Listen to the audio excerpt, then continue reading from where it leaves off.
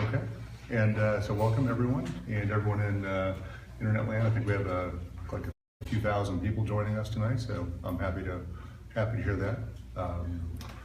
This evening, we're not going to do prayers and aspirations. Not everyone has those. We just finished up copies, so it'll be online, and we'll have copies here for you who are here physically, but it'll also be online for everyone to download.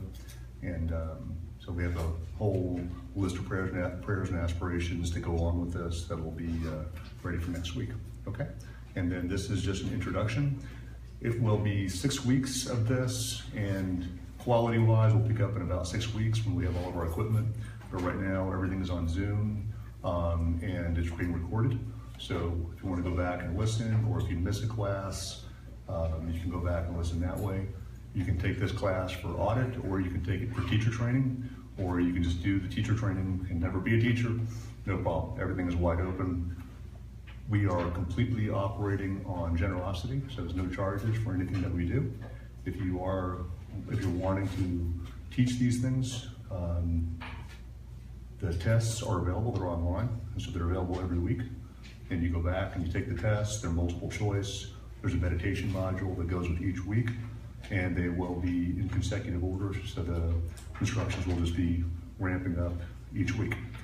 The tests are automated, but for people who want to do the teacher training, we will be assigning you a meditation instructor. We've had meditation instructor trainings over the years, so we have someone, if you want to talk to someone, it will not be me, but we do have qualified teachers. We have 36 in the community, and we'll assign you someone, and you'll be in contact with them, and then you can just go along that way, okay? And if anything's not working out for you, then you can just contact me or the info at Mindfulness Meditation Centers, and they'll help you get started, okay?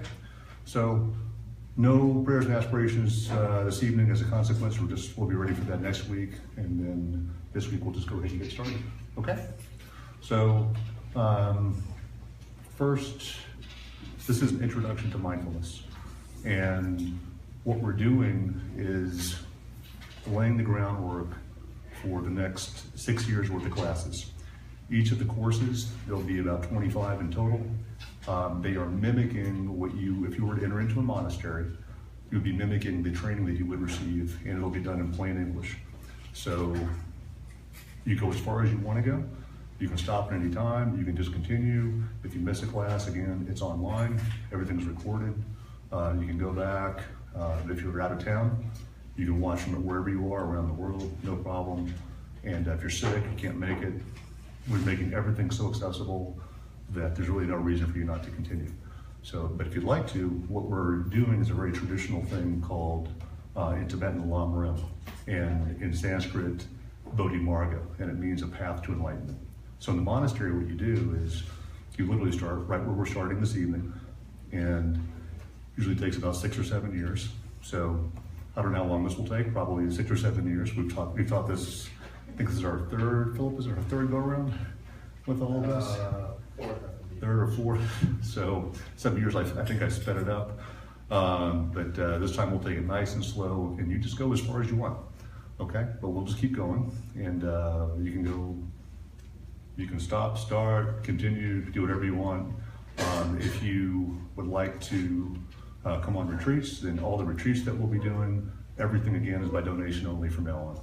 So you're free to come, you're free to go.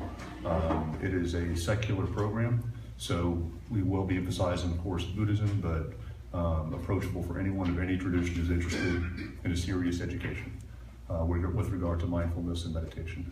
Nancy? Are you going to talk about how to access the online resources? The question was, will I be discussing how to access online resources, and we will be doing that, as well as all other questions will be at the end of tonight's class, okay?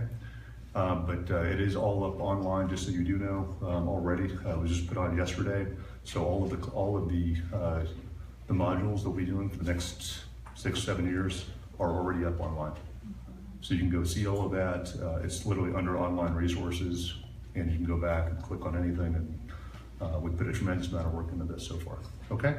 So I think it's easy to access, easy to contribute, easy to donate, and we'll talk more and more about that at the end of the class, okay? So first, mindfulness. Just getting started, and for those of you who are teachers, I know there's a lot of you here tonight and on the internet. Just go through this, be patient. I know that you know a lot of this material, probably most of it. Try to hear it in a different way, especially if you're going to be teaching this from the beginning, how it ought to be done, the way that it is classically done. So let's get started. Mindfulness. It is the 7th part of the Eightfold Path in Buddhism. It is something that you could separate out, and it is being separated out right now in the West from Buddhism. A lot of people don't like they don't want to hear the B word, and so this term has been separated out. You see it in stress reduction classes all over the place. You see it in schools, and they don't use the B word. You guys know what the B word is, right? Buddhism. So you can teach this separate from Buddhism, but there's no such thing as Buddhism without mindfulness. That makes no sense. It's an integral part of the path. It's, as I said, the 7th part of the Eightfold Path, about how to get enlightened to begin with. And we're going to focus on that, on mindfulness meditation. So, and I'll teach you how to do that, and we'll do some guided meditations, and I'll point you to other places where we have guided meditations, which I recommend that you do at first, just to gain a cadence and a rhythm for how to practice at home. And I will be recommending for everyone here that you have a daily practice that consists of at least 20 minutes per day, which for many of you, that's nothing. I think some of you are putting in hours a day already, but especially for the people who are just getting started, at least 20 minutes a day. That's where we're seeing all the health benefits, the stress reduction. 4 major stress hormones that you're probably familiar with: cortisol, adrenaline, epinephrine, norepinephrine. We're looking at massive reductions, 40 to 60% reductions within 4 to 6 weeks. That's the physiological stress hormone that is testable just from doing this practice. Insulin levels will drop. For women getting a little bit older, bone density levels will go up. Nothing but good things here. Blood pressure goes down. Why is that? The way that I want you to hear this is probably different than other presentations. I want you to hear it the way that we classically would teach this, from someone walking into a monastery asking, can you teach me how to meditate, and what is this? I want you to hear it in one word: freedom. That's the one I want you to highlight. When I say teach mindfulness, you should hear as a synonym, we're teaching freedom. Freedom from suffering. That's what we're teaching.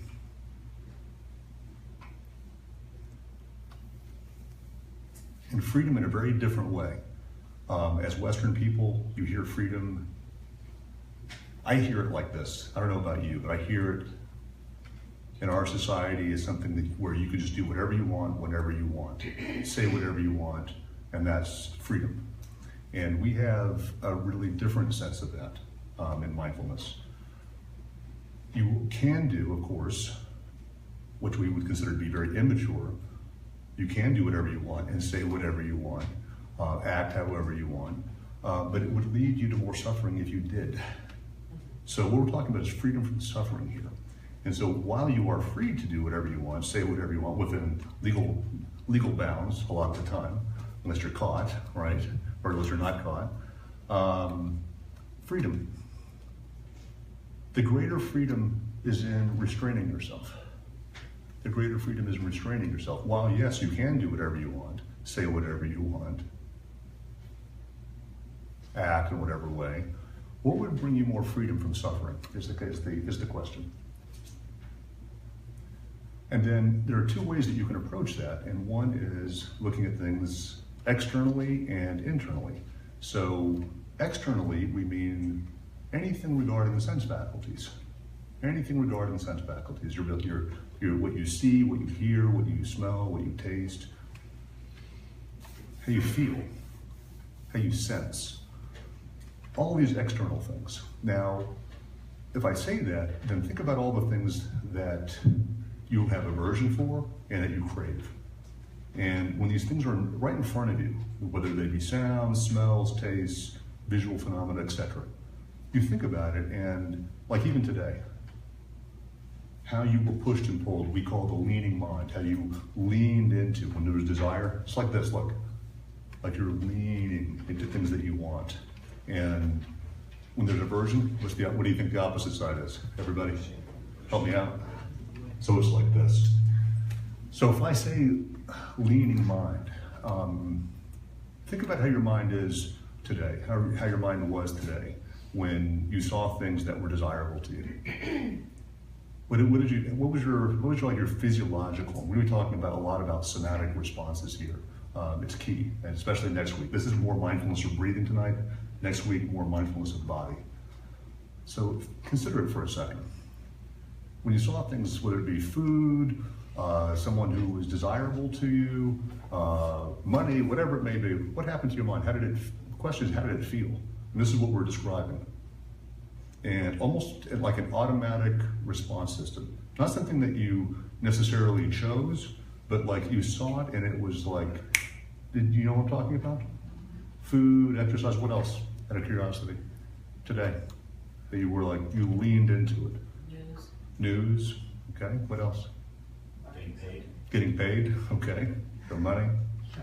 Shopping, okay. So what else? A place. A place, all right.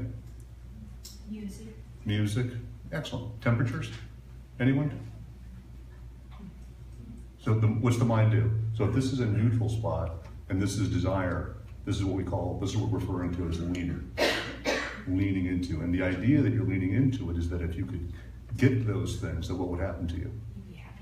You'd be happier. You'd be more free from suffering, perhaps, or less distressed, more peaceful, more pleasant, if I could just get there. Does that make sense? And then, how about aversion things today? News, almost the same things for money, right? So, the same things that you said for desire, for some of you are just what? The exact opposite. Or even for you, it could be desire and then aversion with the news or with money, right? With anything. So, what's more aversion, please? What else happened today? Things that you saw, heard, smelled, tasted, felt? The dentist. The dentist. So you lean toward that or away from that? Away from that, okay. All right. The kids that I teach, they just talk all the time and I can't teach. Can't teach? I have an aversion to their behavior. All right, so you can feel your mind is my point. Can you feel this, Eric? You know what I'm talking about? You feel this sort of leaning away from things. And that is, if I could get away from that, I would be what? Happy. I would be free from distress. That makes sense? This is mindfulness presented as freedom. So this is just external things. What would it be like not to lean, not to just be right here, no matter what was going on externally? That you could stay right there. Because the other idea is that if I could get that stuff, I would be what? More content. You could even say happier, maybe more free. If I could get those things, and if I could stay away from those things, I would be what, David? More happy. Exactly. And so the whole idea is that right where I am, what if you just stayed right here in terms of your awareness, and you weren't pushed and pulled? Now, how many does that sound? That sounds like sounds like what? Dull, flat mind, boring, right? And there's a term that we use here a lot called dispassionate observation. Dispassionate observation. And people hear dispassionate and they hear all the time what? Lack of passion. So who in here wants a lack of passion? Right. You just want a flat line, like it's like if you were bipolar and and you first heard about someone wanting to help you and they don't want you to have your what? Your highs and lows, and how does that come off to you, do you think? Right, and it's almost like, so is that really what mindfulness is sort of like, taking medication for bipolar disorder, then you're just going to be flatlined, you're going to be evened out, is that what so you have to think about what your intentions are for doing all of this, and you have to get it right, and that's why we're starting off with the talk first about what exactly it is, so you don't have any misnomers. And there's a lot of different kinds of meditations. I mean, there's, literally within Buddhism alone, there's thousands of different types of meditation, and we're just teaching the primary one.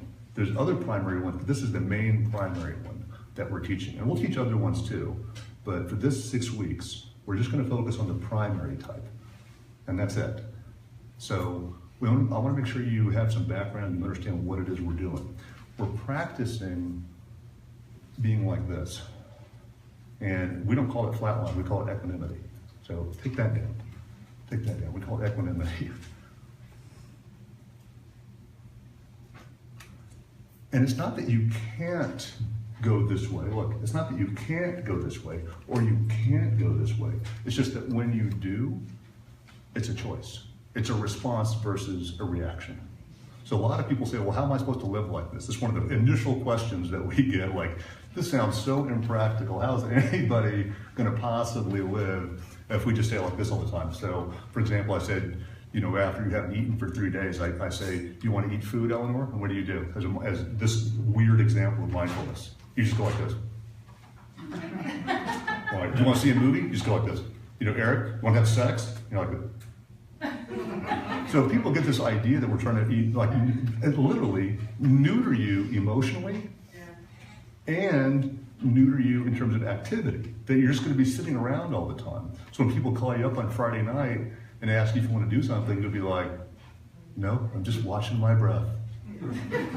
And so that's the idea that people have, that we're somehow going to destroy your life through mindfulness.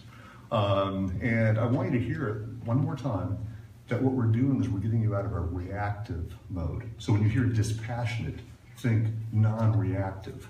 Doesn't mean non-doing. It doesn't mean non-doing. In fact, mindfulness leads you to perhaps even more activity than you've ever had in your life. It doesn't mean you're not going to be doing anything. So people hear this in the wrong way and they set it up for themselves, like even as they start, like some sort of a discipline, like they're punishing themselves by meditating. And I want you to hear that like that's completely bizarre, completely wrong. We're actually presenting you with the possibility of freedom. The freedom to say no to reactivity, to things that would ordinarily capture your attention, and perhaps not just your attention, but propel you to move in that direction. And maybe move in that direction reactively, unconsciously, and perhaps doing things that are not actually in your interest in terms of freedom from suffering, such as eating whenever you want, drinking whenever you want, watching TV, or anything that just sort of passes your sense faculty vision. That you're able to sit there with temperatures, music, largely external things that, frankly, to some degree are well beyond your control, agreed? Life. And then trying to move away or move toward things that are largely outside of your control, where's the freedom in that? And especially if you were to do those things, while you may get immediate gratification, this is sort of a key term here, you may get immediate gratification in terms of long-term happiness, they don't really go together. I mean, immediate gratification is largely assigned, I think many of you know, to addiction. Doing whatever you want, right? Thinking whatever you want, doing whatever you want, saying whatever you want, and no one's telling you not to do these things. We're actually just trying to have you pause and to feel your mind do what? Before it goes into reaction mode. And you can watch it do this, and then you can inhale and exhale. You can come back, what? Come back to center, come back to equanimity, and then you can just sit there with that and gain a sense of self-control and a sense of ease. And there's actually a joy in coming back to center, a joy of knowing over time that you're not being reactive anymore. Now, if you think this is a good idea, let me highlight just how good of an idea it is by imagining what your life would have been like if you had learned this skill early on. Say 5 years old. And you may say, well, what kid could learn this at 5? We have them all over the place. We teach mindfulness to 5-year-olds all the time. It's actually pretty easy. They're a little easier than you are, as it turns out. So what do you think your life would have been like if you had learned this skill set? David, what do you think, like early on, like you weren't doing this stuff and this stuff, or Gwen, you weren't doing this stuff, Ron, what do you think, different life? Like how different would you say? Like if you were just able to choose in terms of response versus reactivity.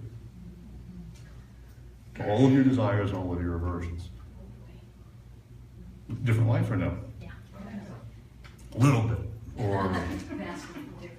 I want you to get the gravity of it, because it's not just the gravity of the life that you missed, but knowing you the way that you do. It's not that you're not intelligent. I mean, our room here is filled with extraordinarily intelligent. Our viewership is extremely intelligent, IQ-wise. We're not working on IQ. We're working on EQ, the thing that is more important for your happiness than any amount of IQ. IQ does not bring happiness. But EQ is what we're working on. EQ is emotional intelligence. And that's what we're working on, going, wouldn't it be better for you to wouldn't it be better for you to not be reactive to whatever crosses externally your radar? Now, Brandon and some of you guys come from, anybody else, will it stand, addiction backgrounds? Candidly? Addiction early, and then counseling in general later. Yeah. Then Stan? Sponsor?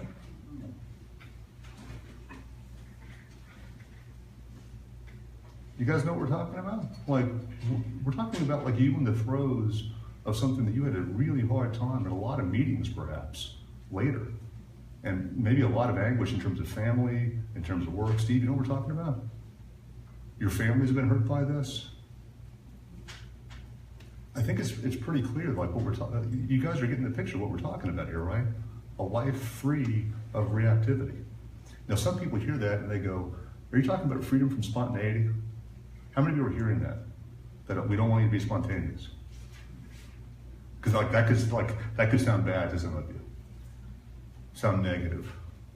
We're not even saying that. It's like, in this moment, regarding spontaneity, we're just saying that you have a pause button for you to take a look at this and you could examine in a really simple category. And you can't be right all the time, but it's a general sense of these two words that we call in Sanskrit kusala and akusala, and it means wholesome and unwholesome. Would this decision in thought, speech, and action be better for me in terms of my long-term happiness? I understand immediate gratification. We'd be saying yes to stuff, Mayor, all the time, right? But you're able to look at this in terms of long-term benefit. It's a utility question to what it is. Utility is in utilitarianism. And it's just a presence that you begin to develop, a discernment that would this be better for myself and others? And as you develop more, the other part will become paramount. Would this be better for myself and others to do this, to say this, to think like this, to act like this? And so mindfulness is not just a meditation tool, it's a freedom off the cushion. I mean, who cares? I mean, honestly, if this was all about learning how to meditate, and it didn't have any result when you're walking around the world, or any application, I wouldn't be interested. There are much better ways to spend your time on Tuesday nights, for sure. But what I am promising is that if you do the work every day, if you put in at least that 20 minutes, that you'll start to gain freedom from reactivity. That's what I'm promising. That's what I'm promising. You just do the work and watch what happens. And it's not overnight, but you'll start to see results pretty rapidly. And don't go like flaunting it, but because people will let you know, like, you seem different. You know, you're just not going to be doing a lot of the things that you were doing. And some people will be disturbed by that, frankly.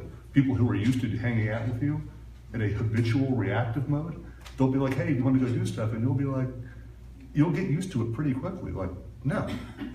And so you don't expect a lot of applause around here for this. You just watch what happens.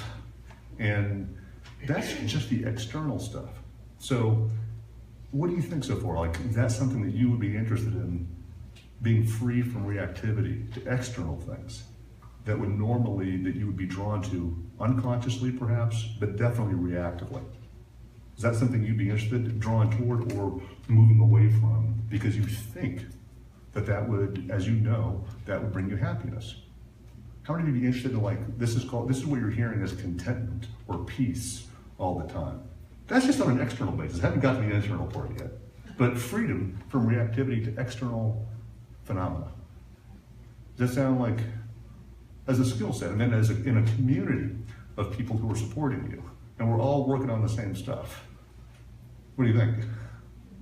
Compelling or like, I don't know. But that's what you're doing here. So get your heart in the right spot. Like, we are training you in non-reactivity, peace of mind. Now, regarding the passionate piece, Dalai Lama, does he, myself, do we seem like people who are like kind of like this? Boring, emotionless. I think the Dalai Lama, is that an emotionless guy to you? It's my teacher. Does he seem like he's sort of flatlined? Like he took his bipolar meds and how does he seem? I mean, shoot, Karmapa, I mean, all the great teachers, my Thai teachers.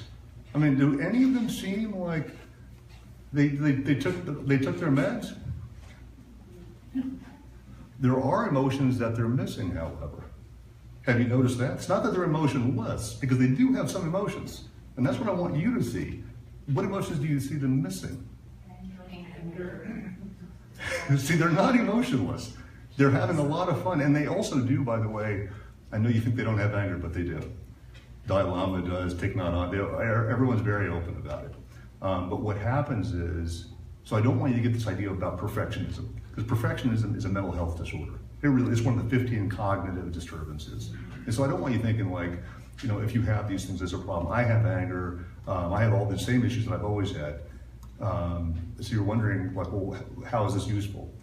Because this is what happens. The frequency, write this part down. Here's what we promise, and you can track it. We want you to track it.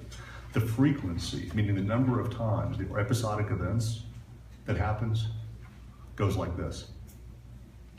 It goes into a free fall pretty rapidly if you do this practice. That's what happens with non-reactivity. I want you to get that. What we're promising you isn't just non-reactivity and not just freedom, but it is measurable. Measurable. And I'll show you how to do that. And it's easy, actually, how to measure this stuff. Where you can see the result for yourself, and you start to see the connection of freedom. And the freedom from reacting to destructive emotions, or freedom from reacting to external phenomena with destructive emotions. And that includes things, people, and places. Not getting angry. We're talking about anxiety, guilt, depression. That's what we're working on here. Freedom from what are called kleshas in Sanskrit, nyomo in Tibetan. Literally poisons of the mind. Poisons of the mind. And that's what comes with not leaning. That's what comes with not reacting. Which is pretty cool, right? And then, how many of you are raising kids? Grandkids? How many of you are married? Maybe we'll get married again. I mean, so around other people? I mean, that's who this is for. And then also, you are with yourself. And also you are with yourself. That's the external freedom that we literally promise if you just do the work. It just comes with it. It just comes, it's part and parcel of it. I mean, it's not an empty promise I'm making. It's not a car salesman. It's not a trick like that. Nothing against car salesmen. But you do the work and this is what will happen. You'll become, the episodes of destructive emotions will become less and less frequent. They will become less and less intense. That's the second part I wanted you to write down. So what are we promising?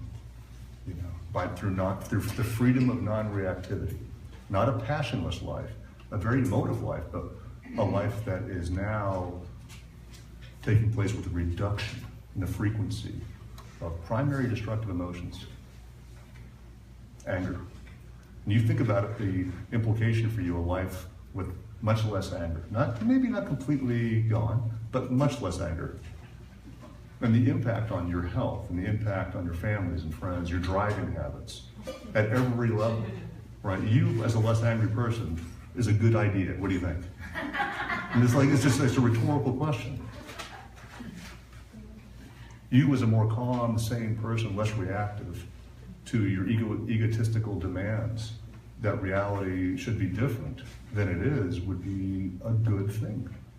No one could dispute that. And for some people who say, well, if I didn't have that, I would feel less power. Absolutely the reverse is true. You'll gain more power by choosing to respond consciously, So it's not like if you don't have emotions, if you don't have destructive emotions, that you're going to become powerless. People worry about these things. You know, that you're going to become a potted plant or a doormat. It's not like that at all. You become more powerful when you're not reactive. You'll gain your own respect and you'll gain the respect of others. There's no reason why whatever it is that can be done peacefully. It can be said peacefully. You can do this. It's just work. It's work. I mean, there's no lying about it. I mean, you're going to have, well, I will teach you how to sit still. How to sit still and learn how to observe and learn how to watch. You'll do that on the cushion, and that will make you completely available to awareness off the cushion. But you have to want it. You have to do the work. Unfortunately, there's no one in here or watching this evening who's smart enough. This is not an IQ issue. This is a doing issue, an experiential issue. So let's move on to the second part, which is, I said 3 things. So the first was a reduction in what? Frequency of destructive emotions. The second, the intensity of those destructive emotions. So, for example, it's one thing to have rage, it's another thing to be angry. It's another thing to be angry, it's another thing to be frustrated.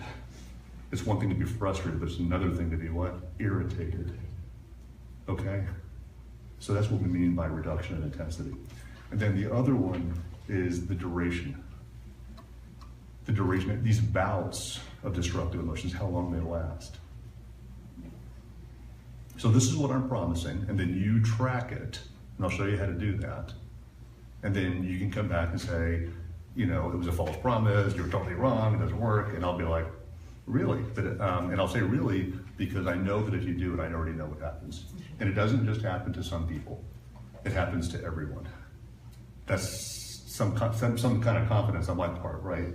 To start off 6 years of programs by saying, like, this is how this works and it works for everyone. It's true, it's true. There are a couple cases that I will have to put an asterisk by, people who have brain damage.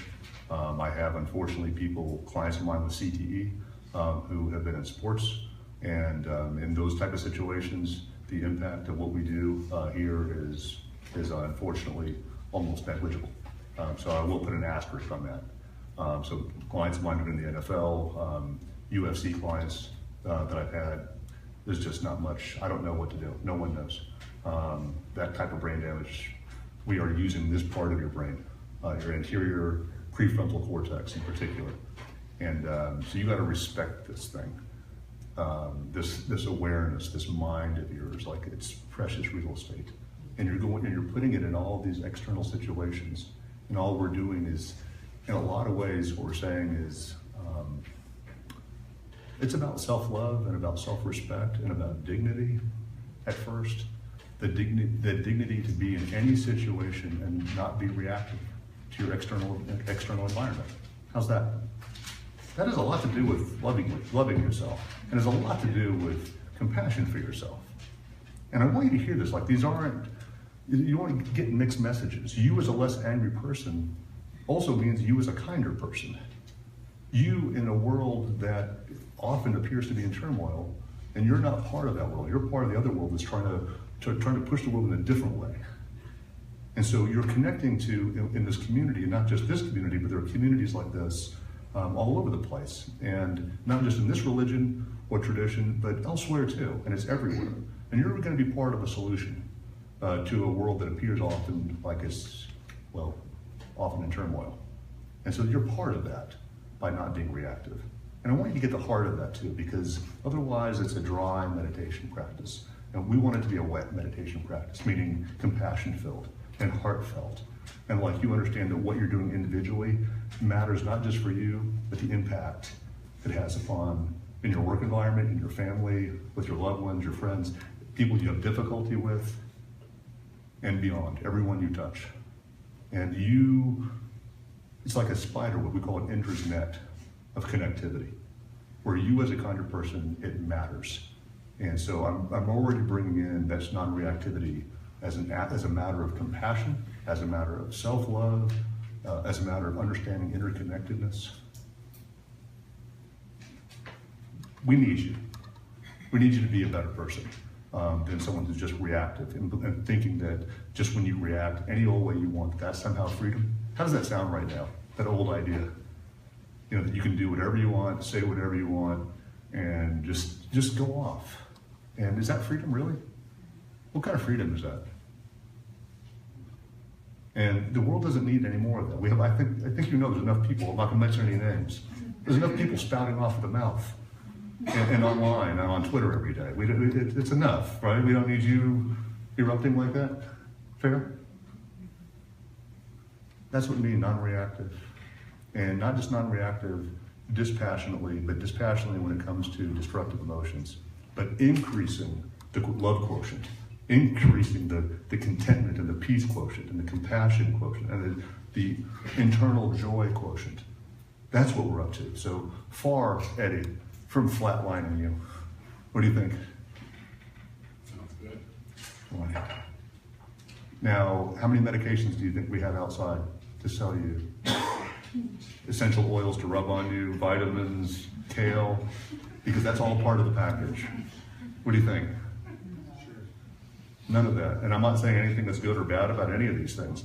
I'm just saying that it's just this piece that we're doing here. And this piece alone will give you those things that we're talking about. And let's now move into the second category. Freedom from reacting internally. Freedom from reacting internally. The external stuff you got, right? Anything to do with the sense faculties, being non-reactive to what you see, hear, smell, taste, and sense. Okay, and then there is this little piece. The freedom from reacting internally, to internal events. What is an internal event? What do you think? Physical pain, bless you. What else? Emotions. Memories. Okay. Huh? Future. Anxiety thoughts, worrying about the future. How about depressing thoughts? Right? Helplessness. How about thoughts of not liking yourself? How about thoughts of rating yourself, on the spot, comparing yourself to others? How about thoughts of being liked if I could just, please someone? Being approved of. How about thoughts that you catch yourself with that are part of the past that is no longer who you are? Like maybe you grew up in a racist household, for example, and you overgeneralize when it comes to races. Like, all white people are, or all black people are, all Hispanic, all gay people are, right? But those thoughts still come up, right? Because that's part of your past. And you look at that and you can see these things come up. And there are some thoughts about them in terms of the way you feel, in terms of reactivity, thoughts about women perhaps, right? Men, overgeneralizing, right? Black and white thinking into things are this way or things are that way, there's no gray, right? You know what I'm talking about? Anyone? I'm just sort of making stuff up. What do you think? Mind reading? You have thoughts that come up like you know what other people are thinking about? By the way, that's called a cognitive disturbance, not called intuition. Okay, just wanted to help you with that. You may have thought it was what? You were a psychic or telepathic or something, right? And mind reading, fortune telling, thinking you know the future, right? Cognitive disturbances. Okay. So, what would it be like in the same vein that we talked about being free from the leaning mind that moves toward what? Desire and away from aversion. There's also another aspect to this. There's one thing we didn't talk about, the leaning mind that looks like equanimity, but there's one more. You guys know what it is? Any takers? There's one more problem in this leaning mind that is difficult to apprehend unless you're looking for it. I'm not going to spend a lot of time on it tonight because it's the more subtle of the three. Neutral? Close. Neutral? Sally says neutral, but actually the word is indifference. Indifferent. It's indifference. And it looks like you're here, right? That you're not leaning, but actually it's a brand of leaning too. It's like this. It looks like, I don't care. Desensitized. Normalized, for example, normalized violence.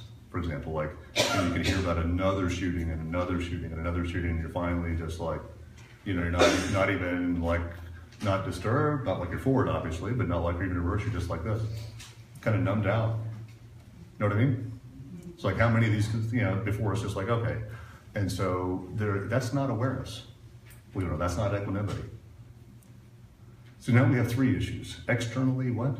Leaning toward desire, which means what here? That you should have no desire? We're going to neuter your desires? What kind of desires are we talking about, Damien? Sense faculty desires, but how? Like, I mean, how are we supposed to how are we supposed to have sex? People ask me all the time. So if I'm a mindfulness practitioner, I guess I won't be having sex anymore, right? Because, yeah, Mary? No, people always say no attachment. We talked about it already, though. But what is it?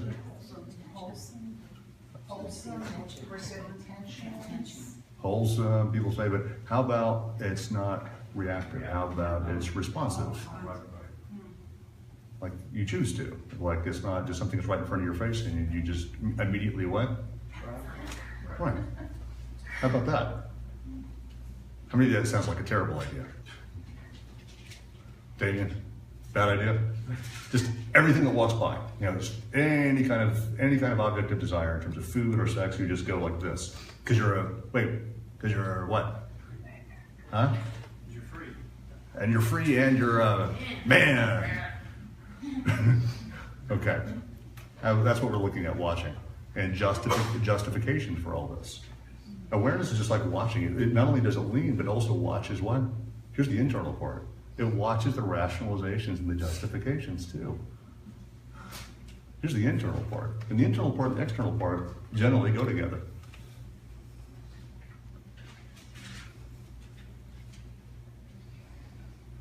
For example, you're in front of Godiva chocolates, right, at the mall. Mary, you got a big smile on your face. All I have to say is Godiva, and like, that's it, right? So you're there and you see it, and so you know, like when it first hits you, you can feel your mind, right? You guys like chocolate, I assume? Yeah. So your mind is what? And then here comes the internal part. So the mind already leans, but you pulled yourself back, right? And then tell me what happens internally. Gwen, how's that internal dialogue go? When you pull yourself back? Huh? When you pull yourself back? Uh-huh. When you pull yourself back, then? Oh, there's all kinds of dialogue. Give me some. Wait. Joelle's got one for us. She says, what? Just one. Okay, so your mind is leaning. What's your mind doing when you say just one? It's going right back into it. Right? You guys know this one? Or is it just me and Joelle and you're all familiar with this? Okay. All right. And then how many of you are like, when you get here, you come back, does that feel like you've been neutered? At first, without these kind of conversations, it certainly can. And like you're punishing yourself. You've never felt that? Like by not doing it, you're punishing yourself? Come on, what are you smiling about? Well, yeah, but then I say, well, if there's a heaven, surely I'll go there. And there will be.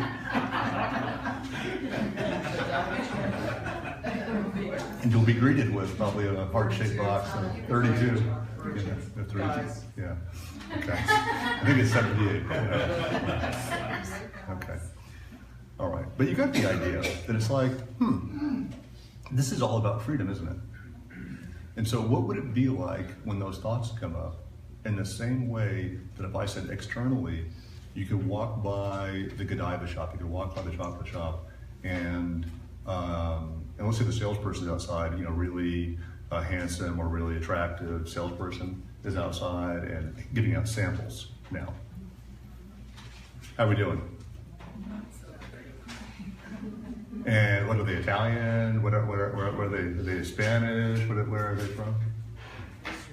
Israel. You don't hear that one. Okay. All right.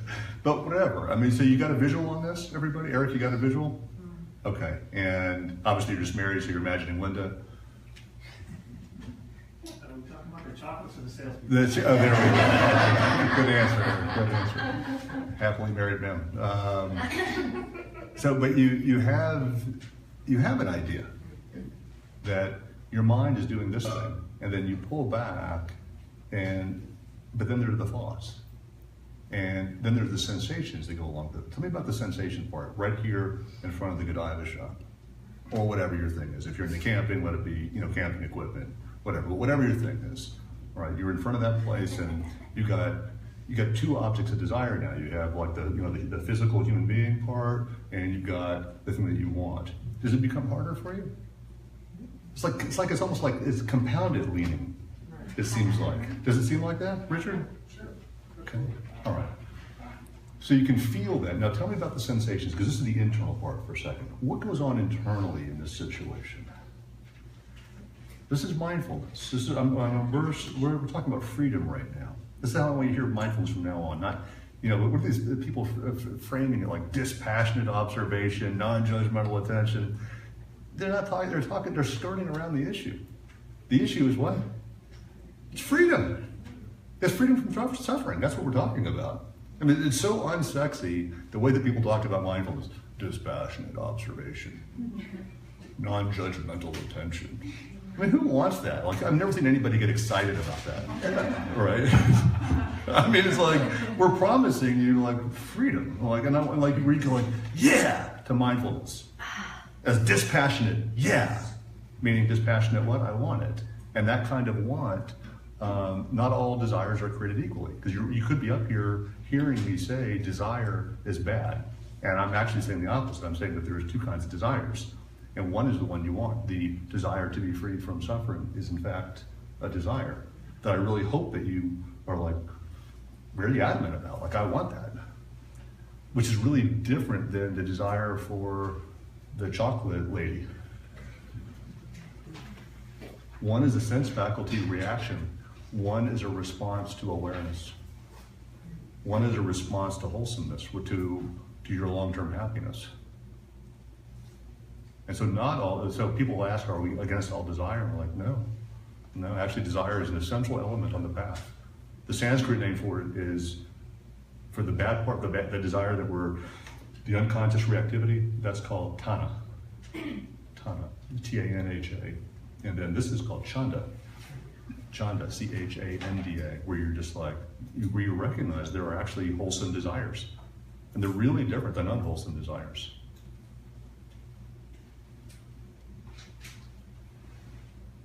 It's pretty cool, huh? So tell me about the sensations now. We got the external freedom. I think you got the external freedom argument, right? Now what about the internal freedom? And it comes with something that I hope that you're ready to pay attention to, because that'll be in week 3, we'll hone in on it. But it's sensations. How do the sensations, how are they going? Right about here and right about there, right in front of the store? What you got? Could be Apple, maybe the iPhone, what? What is it? Z, what is it? Which? X? We're on X? 10? And they're selling chocolates. All right. Okay, so you got the idea? All right.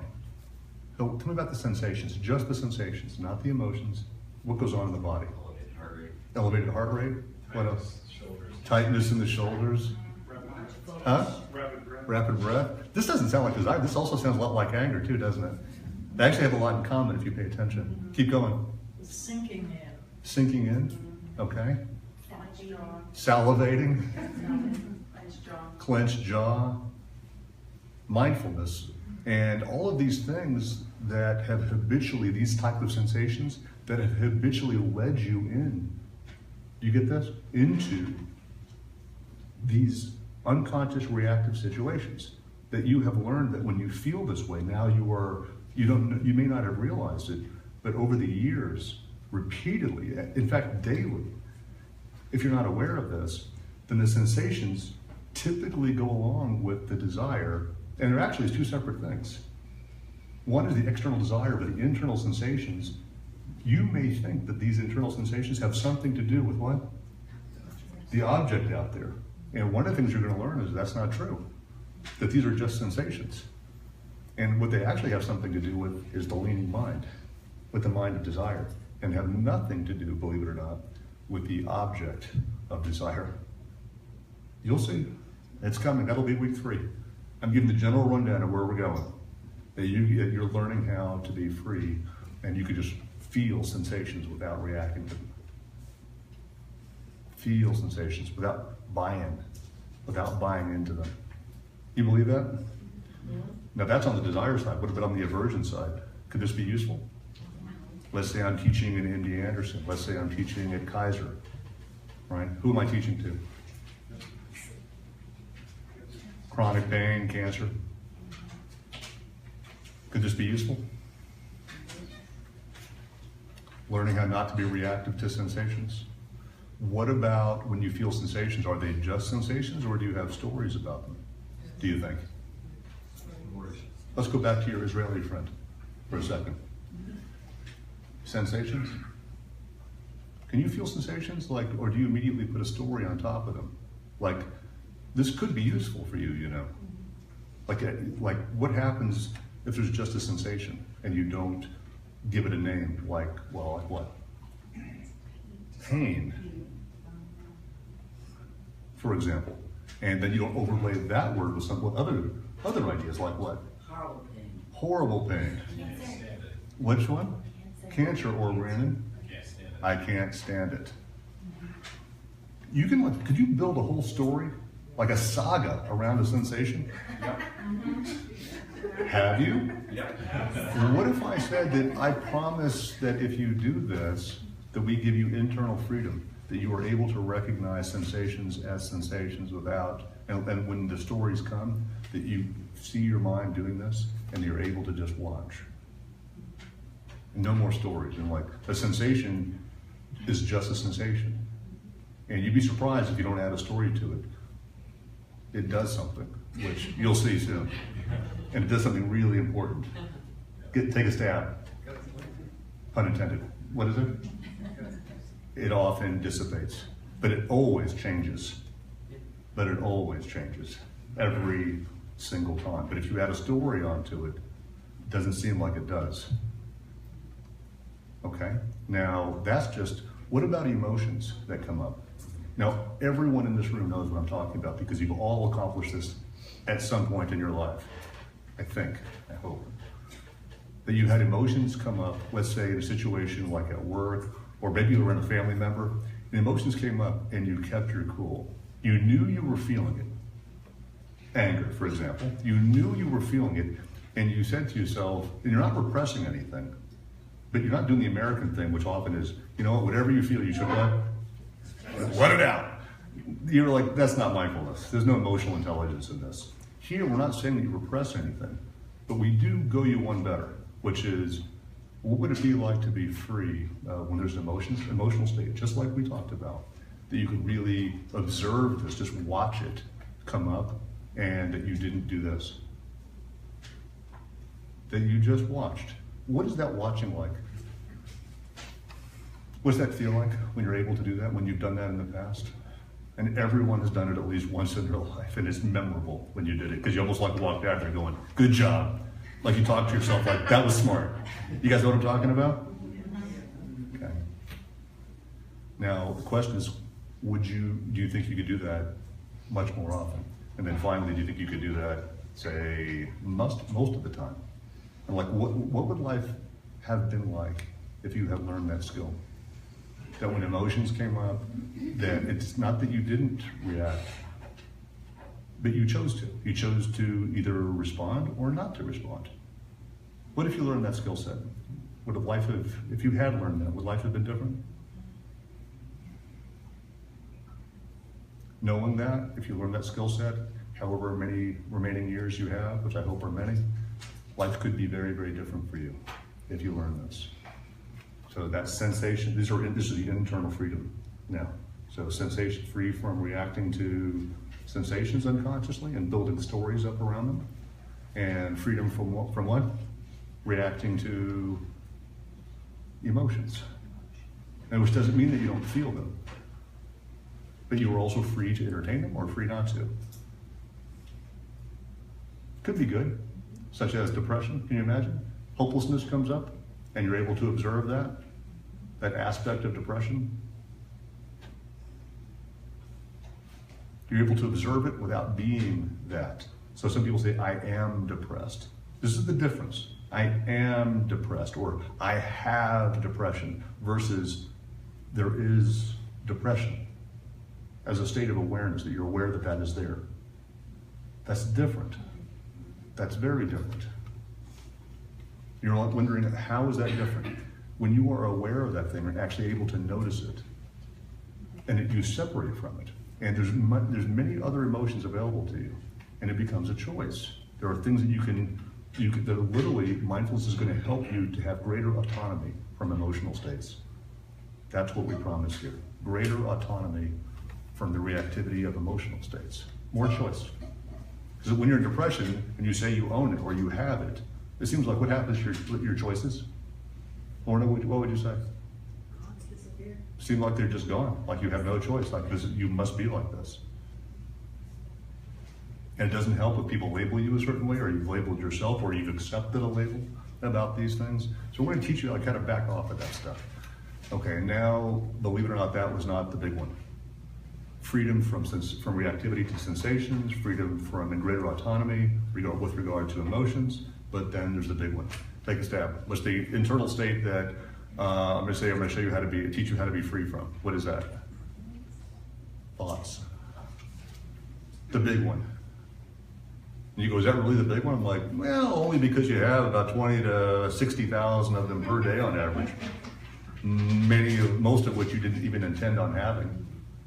So is it a big deal? I'd say so, especially when you realize that the emotional states generally come with, well, thought states. So what would it be like, imagine, here we are right back here at Equanimity, to be aware that thoughts are arising, and they're just coming and coming and coming, and many people when they come to meditation they go, and so I want to make sure you get this before we meditate tonight, and they go like this, can you teach me not to have so many thoughts? And here I'm going to go like this, it doesn't matter. I don't care if you had 1,000,000 thoughts, it makes no difference whatsoever. Makes no difference whatsoever. There's 3 situations possible, really. One in a meditation when it comes to thoughts. First is you just let them come and go. And you're not disturbed. Look, you're just here like you're on the side of a riverbank just watching things go by. Thoughts, the flow, the stream of thoughts just going by. Freedom. Doesn't matter how many thoughts are in the stream or how quick the stream is moving. You're just watching. And that watching piece, that's the freedom, that's the contentment, the peace that we speak of.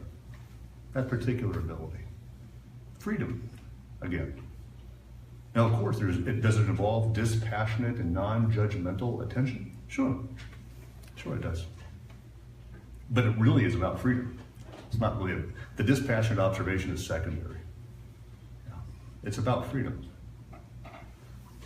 So that's one thing. You can watch the thoughts come and go. The second thing is that you could see that you're not just watching, that you're reacting. So write this part down. The first part in a mindfulness meditation where things are going well is when you're just what? Watching. And there's the second part, whereas that you're not just watching, but you know that you're chasing them. Now, believe it or not, I want to highlight this, that is mindfulness too. That's mindfulness too. That you know that you are reacting and you have enough wherewithal to catch it and come back to just watching. And that may be 5 minutes later, 10 minutes later, 20 minutes later, but at some point you catch it. And the moment that you catch it, this is the catch-22 of mindfulness. And I'm saying this to you because I'm trying to show you something. I have something that you're going to like. I finally found something in your life that you can't screw up. When you catch it, what do we call that? Mindfulness. And it doesn't matter what? When. It could be the last second before the bell rings, or even after the bell rings, and I'll still say, that's what? You did it. How long you were away? Not really our concern. We just want you to, the first one is that you what? You could just watch. The second is that you were watching, you but got carried away, but you knew that you were being carried away, and you came back sooner or much later. Right? How many thoughts are too many thoughts, though, seriously? Because there is a point, right, where it's like, that's just way too many thoughts. How many would you say? As a Sally, you've taught this before. How many, it's like, nah, that's too many. How many, it's like 900? There's not too many. Yeah, there's not too many. Then there's the third one that I want you to hear. The third one is you just can't stop.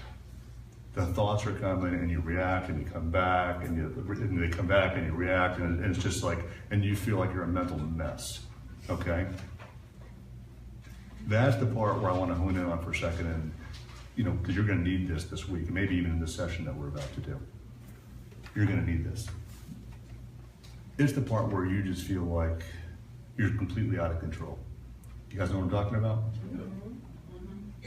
That's the part where I want to give you some advice for a second, because that's the third possibility that can go wrong. Right? The first two, no problem. The third one, I want to catch you, I want to help you with that. And what you do with that, the third piece is, and anyone can use this at any time, even your first session, you can try it. And you use it as often, as much as you need. If you use it a lot, it doesn't mean you're a mindfulness loser, although it might. I just want to see if you're paying attention still. There's no such thing as a mindfulness loser.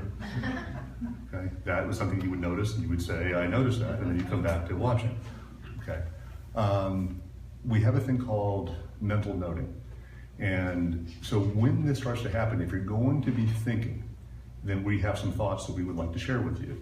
If you're going to be thinking anyway, right? So what you do is when we're going to be doing mindfulness breathing tonight. So your abdomen is going to rise with the inhalation and it's going to fall with the exhalation. So what you do, and I would like all of you, no matter what anyway, to try this just so you can have confidence in this, is that when you inhale, you say what? Rising, as it happens. And then as there's a pause, and then as you exhale, you say, and that's because the abdomen is falling. And as long as you're doing that, you'll be fine. You just keep saying rising and falling, and then once you become attentive to that, you can let that go. That's called mental noting or mental labeling. Because if you're going to be, those are thoughts, right? Rising and falling, those are thoughts. And if you're going to be thinking anyway, how about some thoughts that we intend to have that are actually in conjunction with something that's really taking place? One thing that's always taking place in the present moment, as long as you're alive, is your breathing. There's rising and falling. So that's why we use it. It's in the present, it's somatic, it's not a cognitive mode. And if you're going to be lost in thinking anyway, then let's use this one. And that will calm you down. It's a way of focusing attention. Okay? There are other things that you can use, counting, if you've done that before, but I would prefer that you just keep it as simple as you can. Counting can actually be difficult. Keeping track, it can actually, especially if you have lots of thoughts, can disturb you even more.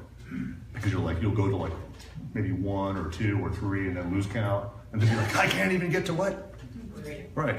So counting can actually even be more disturbing for you at first. And by the way, for those of you, have any of you ever done counting meditation before?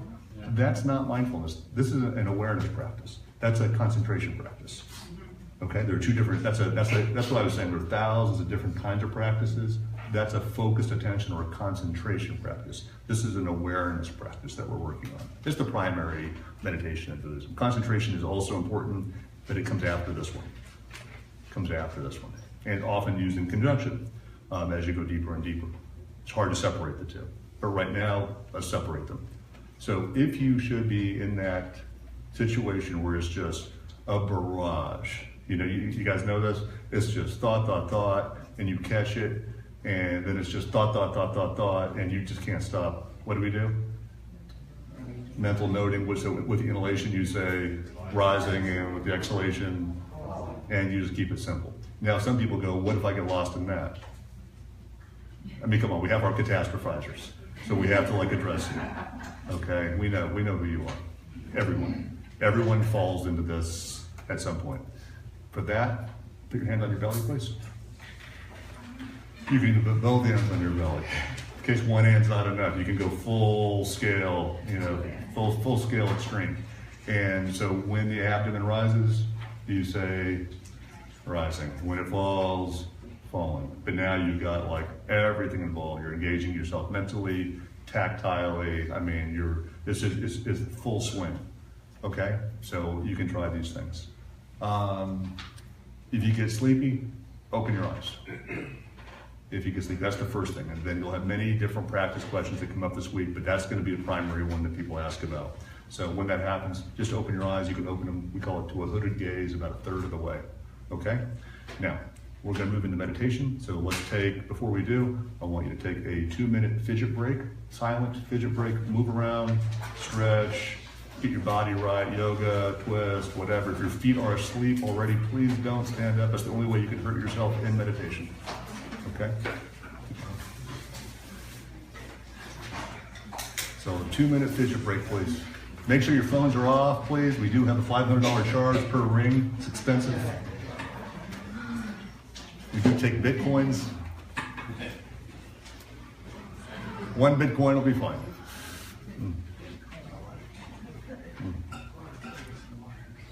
And then when we're done, we'll do Q&A.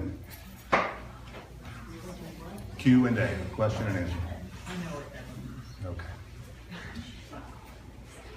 Just another minute, please. Please don't go, for a long break right now. We're just coming right back.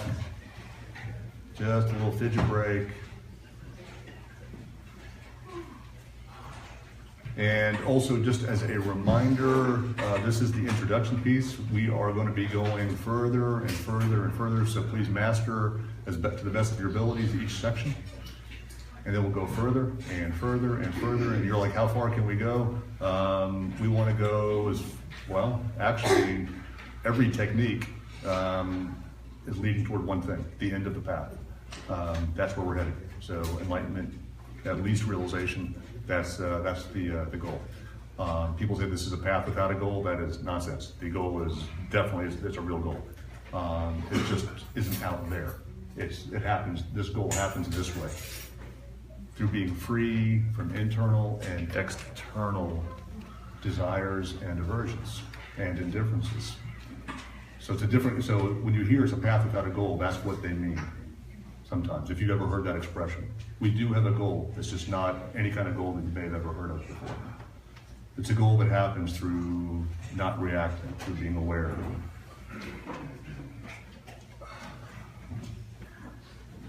Okay, please take a seat. And then I'm going to go over the meditation posture, which is paramount to your success. If you are also really tired, you can stand up.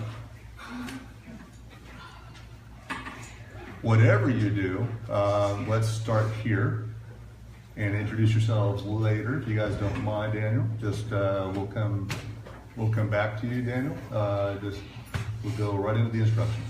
So here's the idea. I don't care if you sit in a chair. That doesn't matter. You don't need to be a professional yogi who sits on the floor. You have some idea about how you're supposed to look. You can lay down, you can stand up, but let's try sitting first, and before we try other postures. But main thing, and I don't know how to stress it, is your spine. Spine is straight up. And if you're using a chair, we have no problem. In fact, probably the future Buddha, if you've ever seen images of him, he's always sitting in a chair, probably a Western person. Probably you, maybe, right?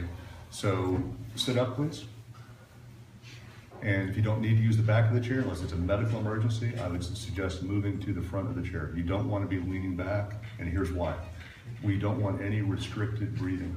So move to the edge of the chair if you're in a chair, and don't cross your legs if you're in a chair. Feet flat down. You want to be grounded. So we really want to do it. And I don't want to say hard, fast, don't do it, but like these are the rules of the road for a really long time. So ground. So feet flat down if you're in a chair. Matter if you're in a chair or not. Try not to use the back unless you really have to. We want a straight spine, please. And then once you're up, right, elbows out away from the ribs, please. So your hands are palms downward on the knees or the thighs, or in the traditional posture of the right hand In the left hand, thumbs together gently, just beneath the navel. And what we're doing, of course, is we're not restricting your breathing. So see if you can take a long, deep breath, just real quick. A few of those. And see if your breathing is restricted in some way. And it probably still is. So we can make a couple more slight adjustments. Raise the sternum, please. And push the pelvis forward slightly. And then you can tuck your chin in slightly, and that'll straighten your spine out even further. And if you're on a cushion, you can sit on a cushion, you can use a bench, you can do whatever you want, but I highly recommend that your knees are below your hips. That your knees are below your hips. And if you're sitting on a cushion, you can move to the edge of the cushion, that'll help. And you can drive and you want to use the bottom cushion too, otherwise your knees will be on the hard floor, so move the cushion to the back of the underlying cushion, please. There you go. Perfect. There you go, like that. How's that? Okay. So the spine upright and then shoulders back, resting on the shoulder blades, please. We're not in a militant position, and I'll show you what I mean. You can get really tired and really exhausted if you try to use the muscles of your back predominantly right now. So what you do is once you're in this posture, go like this, move back and forth, and you'll see that your spine is like a flagpole. And just moving, and you want to get the vertebrae, even if you have scoliosis, whatever, where you feel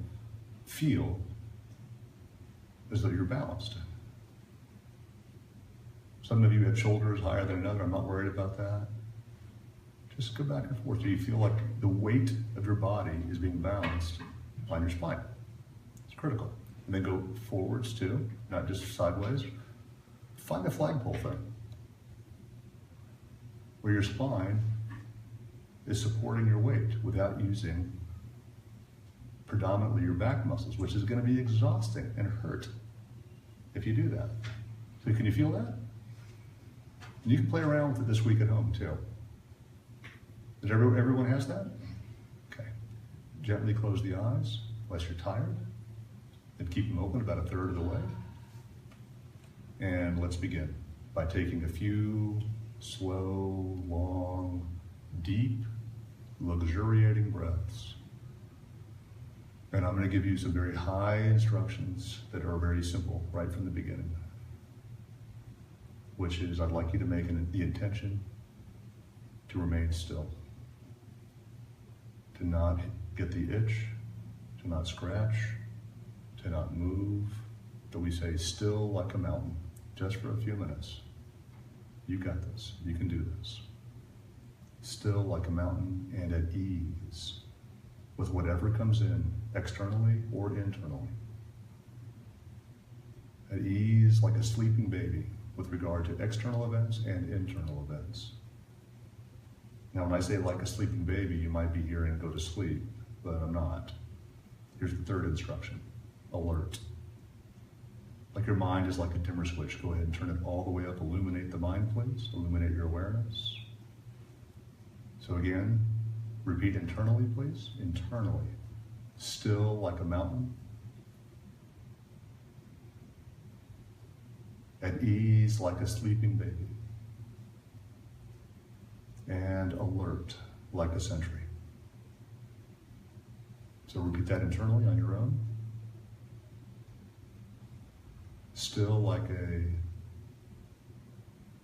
at ease like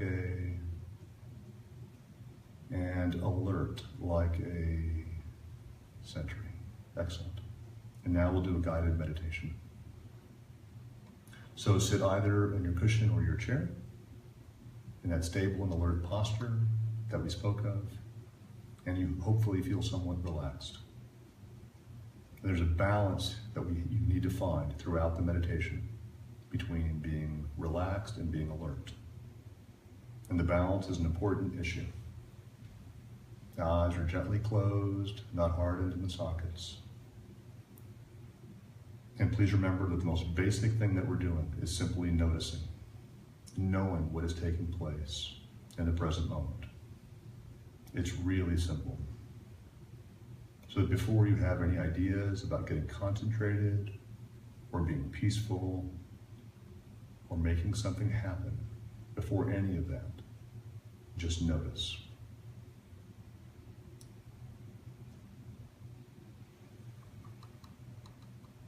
So you might take a moment and just notice how you are right now. What's going on for you?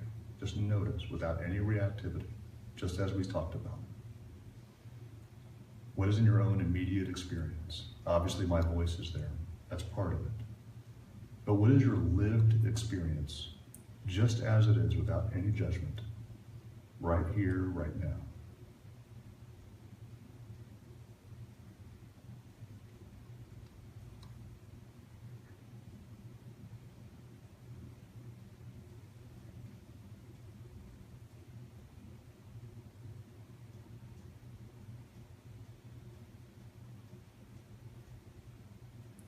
And as you pay attention to right here and right now, how easy is it for you to stay here?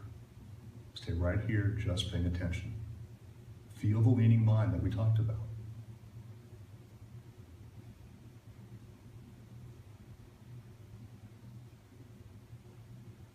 Are you operating on any ideas that something is supposed to happen? That's a leaning. Come back. Are you trying to accomplish something beyond more than just noticing?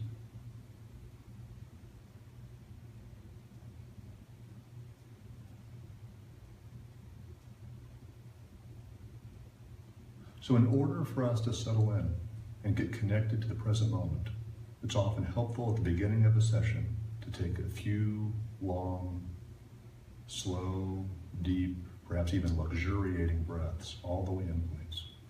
Breathing in deeply.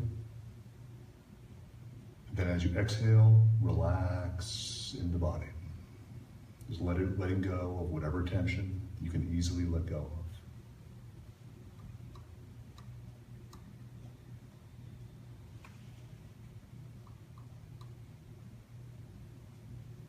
A few more, please.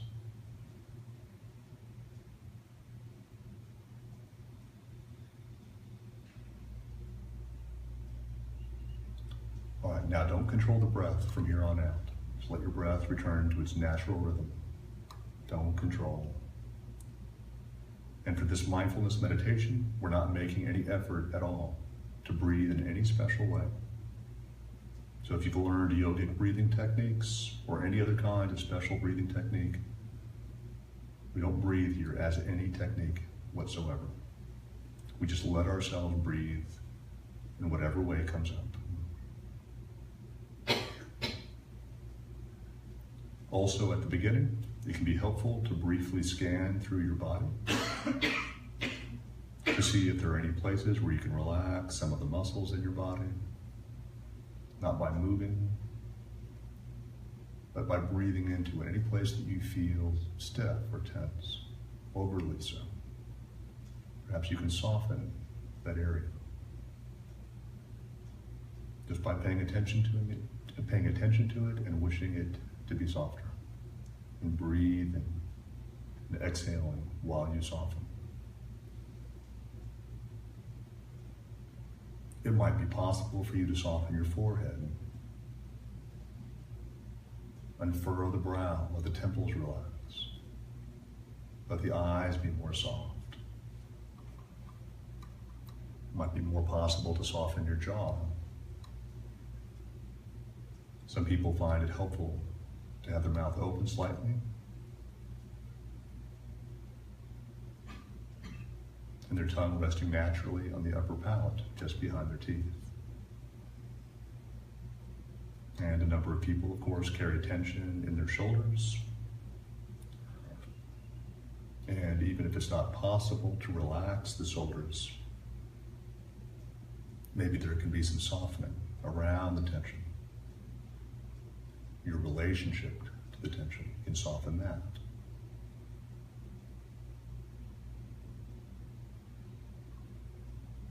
And perhaps you're able to soften a little bit in the chest.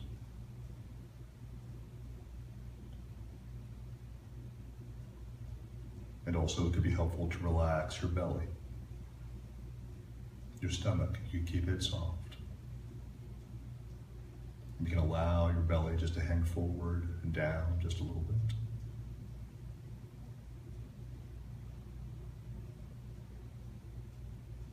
So breathing in deeply, you're breathing normally and just scanning the body and softening whatever you can. That's easy to soften.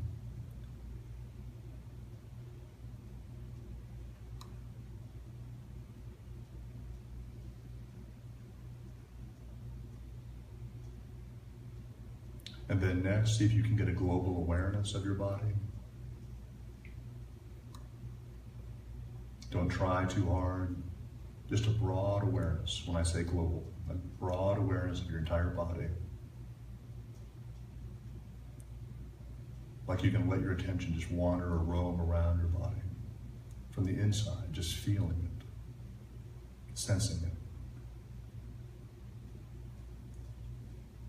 Feeling the contact of your body against the chair or the cushion.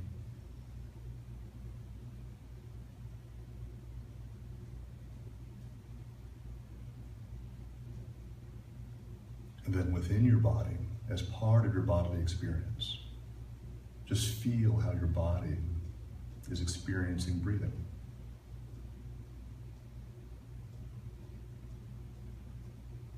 Feel how your body, very subtly, is inhaling and exhaling all the different movements that are taking place. See if you can observe all the different movements.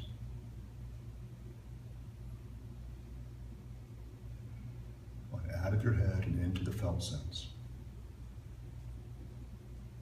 Just feel all the different parts of you that are moving in conjunction with the inhalation and exhalation.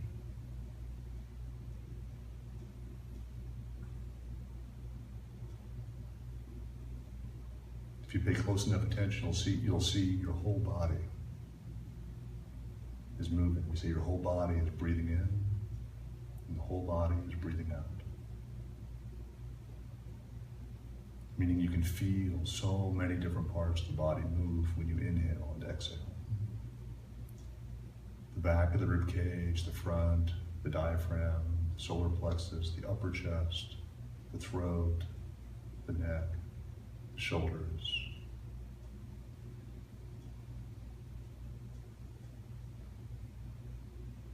Remember, if you're tired, you can open your eyes a little bit.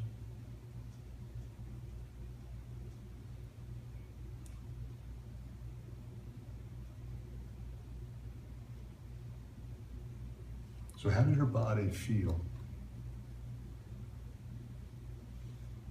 as it breathes? What happens in your body? What moves? What changes? There's some contracting and then some expanding. What shifts? Feel.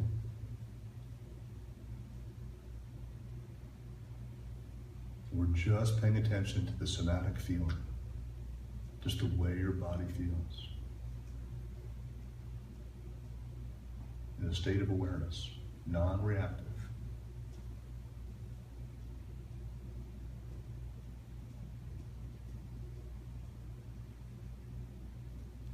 Not reactive to little pains, the limbs falling asleep, scratches, just aware.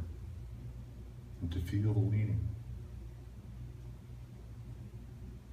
So wherever you feel your breathing most predominantly in your body, for right now, let that be your home base. And all I want you to do is to try and cultivate your ability to stay in the present moment for the experience of breathing in that place, wherever it may be. Where you can predominantly feel the breathing. Maybe in the diaphragm, maybe at the nostrils, maybe the shoulders lifting up and down. Wherever's most predominant for you, go ahead and focus in there, please. Where you can feel the shift and the changes most easily in conjunction with the inhalation and exhalation.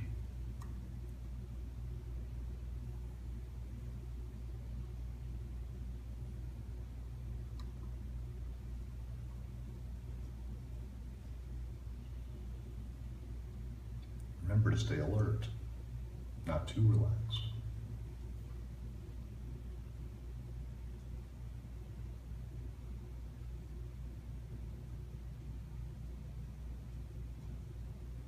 And there may be a variety of things that make it difficult for you to stay in a continuous awareness with the breathing.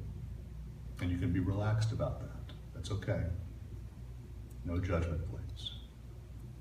The idea is just to know that it's happening, that you're easily distracted, for example, or that you're sleepy, or that you're bored. It's okay. But you know that that's happening. That's mindfulness. That you're easily concerned about other things. You can just know that. The mind so easily just wanders off into thought. That's perfectly acceptable. No problem. And then the moment that you notice it, without judgment, gently, and I want everyone to imagine that you have drifted off right now. Let me show you what to do, please. Imagine that you've drifted off. Now I want you to turn your lips up, please. Smile. That you've drifted off. Acknowledge it. Smile by smiling. This is what you do every time you drift off and you notice it. You smile. Now bring your attention back to your breathing, please. So you can be doing a lot of smiling, right? Non-judgmental smiling. When you catch yourself, you smile. No disparaging, please. So the moment you notice that something happens, gently, you smile and you bring your attention back to your breathing. And you take your awareness and attention and you enter into the experience of breathing. As though it's something that you can deeply trust in.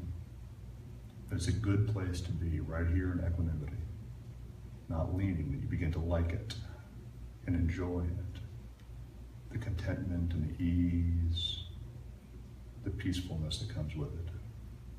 And that you're also intelligent. And you can relate it to love for yourself and compassion for yourself, this non-reactivity. See if you can do that, how nice this feels. Within the larger perspective of non-reactivity and the wisdom of non-reactivity.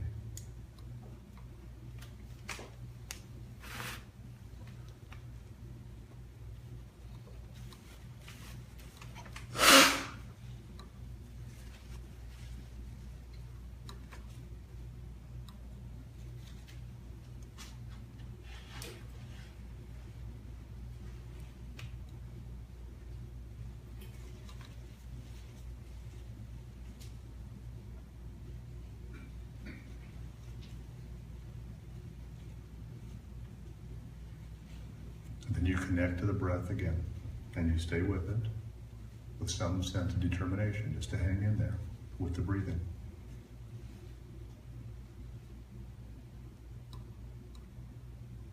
With as many in-breaths and out-breaths in a row as you can.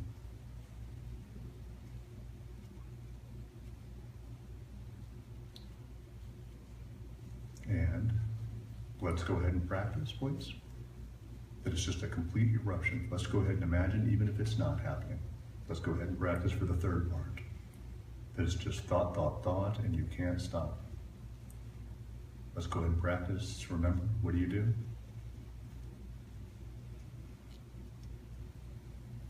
Come on, you remember. When you inhale, what do you say?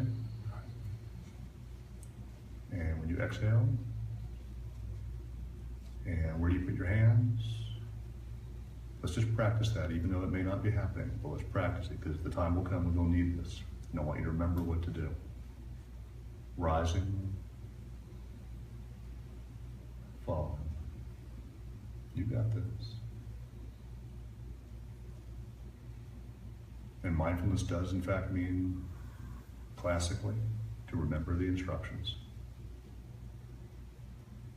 Rising with the inhalation as it happens. Don't rush it. Don't rush the word. Have the word come in conjunction with the movement. Rising. There's a natural pause. Falling. And there's a natural pause at the end of the exhalation. Just a very quiet internal whisper in the mind that just encourages you to hang in there. And I just want you to sit like this for 2 minutes and we'll be done. Just 2 minutes, please. 2 minutes on your own in silence.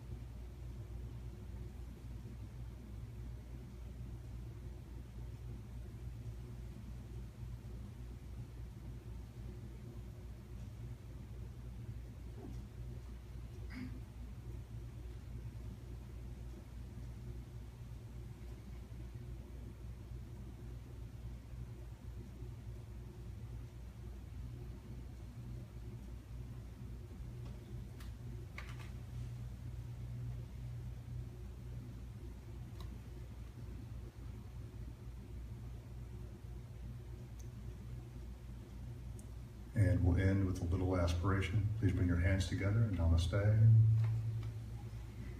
And I want you to remember about equanimity in the leaning mind, because this is what we're about to say is in reference to equanimity.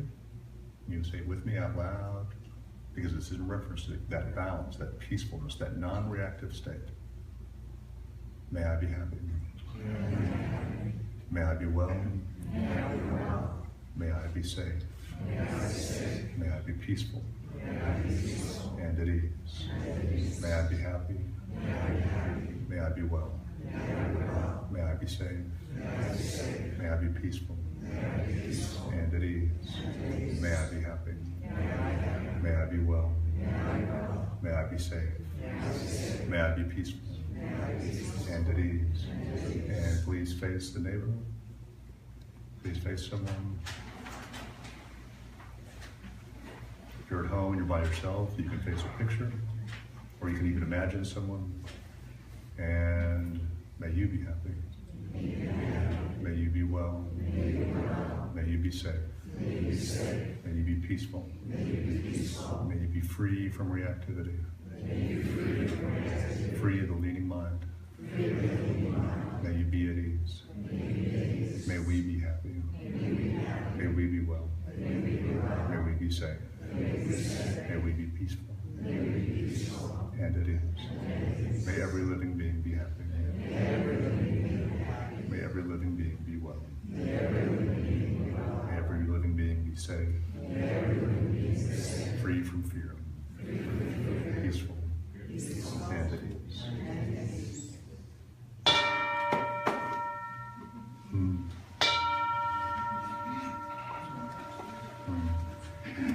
Okay, so please stretch, relax, slowly.